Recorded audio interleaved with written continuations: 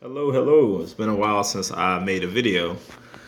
Mainly because been a little bit busy, but also trying to think of what should the next video be about and how do I go about showing that concept.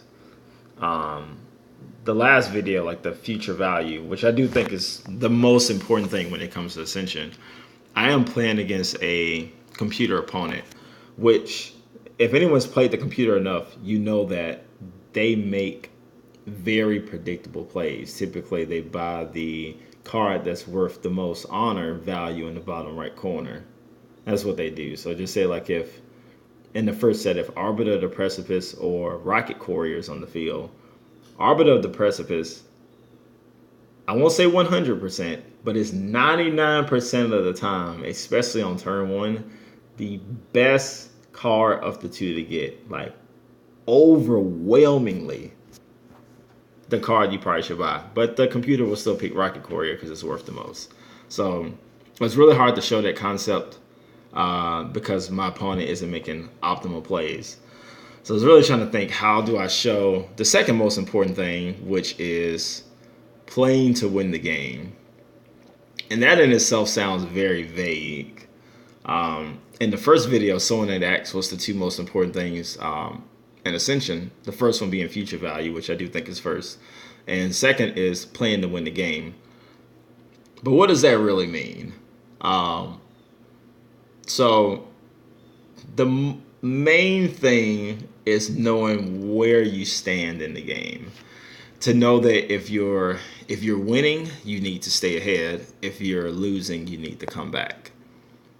Now, by the winning stay ahead thing, let's say if I feel like I have a good 20 honor on my opponent, not just honor pool, but just like card value. So, you've been keeping track of it a little bit. You know that, okay, your deck potential is a little bit better than your opponent. But what some cards, if they got, would allow them to get back into the game? You would need to hate buy or counter pick. I'd say hate buy because I don't know, I like to hate. So I like you would hate buy these cards. You would make sure that your opponent wouldn't get these certain cards. So that's how you stay ahead. In the same vein, if you're behind, you need to maybe make the play that doesn't make as much sense as a future value perspective, but more so preparing for the card that would allow you to get back in the game. So the instance I used in that post I replied to was making sure you had enough attack for Sea Tyrant. Because Sea Tyrant, if when you destroy it, it gets rid of all your opponent's constructs except one. So just in the vein of the first set, if my opponent is ahead because they have a lot of constructs in play, let's say they got Drazel Staff, they got Shadow Star, they may have Hedron Cannon, like they have enough stuff in play with enough turns left that if I were to disrupt all the attack and all the construct effects they can use, that would allow me to get back into the game.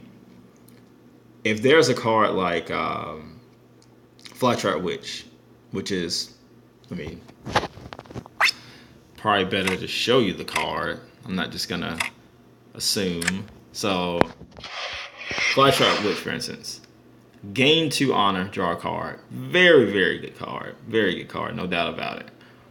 But if I need to hit Sea Tyrant to get back into the game, and my deck, in the best case scenario, could only get me 4 attack, I need to prioritize being able to make sure my deck has enough attack for this dream scenario, because I'm already losing. When you're losing, it's the optimal play is the play that lets you come back. As good as Flytrap Witch is, it's not gonna help me accomplish this, because I would kick myself if Sea Tyrant came down and I'm staring at Flytrap Witch when that could have been the 2 heavies I could have bought instead, since this is a 5 cost. 2 heavies are 4 to let me get back into the game. So that's what it means to play to win the game. You need to recognize if you're winning, if you're losing, and stopping certain things from happening. On the flip side, if I have a bunch of constructs in play, let's say I'm the winning player, I have a bunch of constructs in play, and I'm already winning. I don't have to buy a damn thing from the center row. I got constructs on deck. I got a deck that's more than enough that as long as Sea Tyrant does not come out, it's a pretty strong chance I win the game. So it would be weird if like, okay, let me buy, let's say I have 8 buy. Okay, let me buy Aura Templar because it gets me 3 points at the end of the game. Let me buy 2-fold the Scar because it has a very good effect and it gives me 2 points at the end of the game.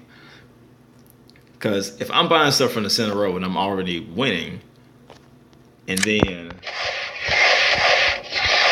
this thing drops, my heart drops because I'm like, holy shit, I shouldn't have bought from the center row because now I gave my opponent the chance to come back. And you know how you don't do that is when you have 8 buy or however much buy you have, if you feel like you're winning and basically you don't buy from the center row. Should you buy heavies? Should you buy mystics instead just to maximize on points? I say it kind of depends. If the reason my deck is so good is because of the constructs that's already in play, yeah, I can buy mystics and heavies because the strength of my deck is on the field. It can't really be altered unless one of these cards come out. But if the strength of my deck is more hero dependent, maybe I don't want to buy heavies and mystics because that in itself kind of weakens the chances I see these cards, these very good cards so often. And that may present the opportunity for my opponent to come back into the game, just me, just buying mystics and heavies, which I'll probably talk about it in another video. But, just because you have room doesn't necessarily mean that you need to buy a card. This doesn't happen as much, but just because you have attack also doesn't mean that you need to kill a monster, even the cultists. But that'll be the talk for another video. But I did want to at least take some time to, upload another video because it's been a minute, and then to talk about the second most important thing in Ascension, which is playing to win the game. Because we play the game for fun, but we also would like to win too. So hopefully that helps you guys out. And if you have any questions, of course, drop a comment and I'll be sure to reply post haste.